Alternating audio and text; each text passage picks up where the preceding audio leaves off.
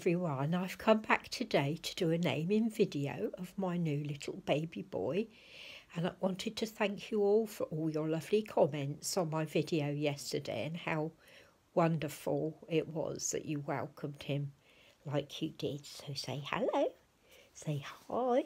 He's just had a big bottle of milk, so he's a happy little boy, aren't you? But he's a happy little boy all the time. And I want to tell you what his name is. And there are two reasons why I picked this name. And his name is after two people. One is after one of the people that his name is after. It's a lovely little boy that I've met who I adore. And the other one is a wonderful man that I used to know. Isn't it? Yes. Mwah. And this man was a real friend to me. And I want to tell you all about him. So it's kind of a life story as well as you see in my new little boy. And my little boy's name is Douglas Alfred. And I'm going to call him Dougie. And the reason I'm going to call him Dougie is because, as I said, I know a lovely little boy who's actually called Dougie, who I absolutely adore. He's amazing. And I did work with a man called Dougie many years ago when I was in my early 30s. Sorry. And let's have a drink. When my boys were small and they were at school, I needed to earn a bit of money to get the extra little things that we needed. And so I got a job cleaning at a private boarding school. And it's quite a famous boarding school. A lot of MPs' children and royalty children go there, and yeah, it's quite well known. And there was this lovely man called Dougie who used to come with the school bus and pick up all the workers, and he used to pick me up to go and do my job, and we all used to get picked up. And he always was smiling. He was such a lovely man. He must have been in his late 50s or early 60s. And he was just the kindest, most thoughtful man. He really was.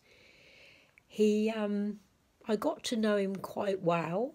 I worked there for a couple of years. And he would often, if it was raining and I was the last person off the bus, he used to wait at the school with me, and we used to pick my boys up, and he used to give us all a lift home so we didn't get wet. You know, he was just such a thoughtful man. And on this particular day, I went into work as normal. You know, got off the bus, went and got my overall on, and the bit of the boarding school that I used to do was one level with all the corridors and the dormitories and a couple of bathrooms. I always used to dread going in the bathrooms because it was mainly little boys at this school, and oh, they used to make a terrible mess. Anyway, on this particular day, I went into the bathroom, and as soon as I opened the door, I could kind of smell there was a problem. And the little dears had decorated the wall with their feces. It was all over the wall. It was very artistic. They'd used toilet paper as petals and made kind of flowers. But it was all over the walls. And, oh, terrible. And I just went out and I was stood in the hallway, and I must have been a very strange colour, because Dougie was coming along the corridor and he said to me, "What's up? You know, what's the problem?" So I just kind of signalled to him, and he went in there and he came out with a face like thunder, really. He said to me, "You will not clean that." And he took me downstairs to the housekeeper's office, because it was the housekeeper that used to look after all us cleaners. And he told her what had happened. And she just said, "Well, take Suzanne back home. You'll get paid for the rest of the day. And don't worry, when you come in tomorrow, it'll be sorted out." And indeed, when I went back the next day, not only was it sorted out, but it had been repainted and everything. It smelt really clean and fresh. But, Dougie was just, I found out later that it was actually Dougie that had cleaned it up. Forever grateful for that. What a lovely man. I mean, he was just the most amazing person. He wasn't married. He had been engaged, and his fiancée had died. And he told me, he just loved her so much he never thought about another lady.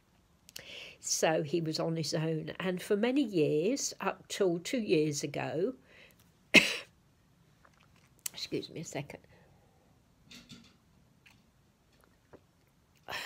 Up to 2 years ago, he always sent us a Christmas card, and they stopped. He did come up to visit us once when we were up in Yorkshire, and it was lovely to see him, and we reminisced about the old days and everything. And the card stopped a couple of years ago, and I sent one with my return address on it, written on the back, and I did get it back saying that the person no longer lived there. So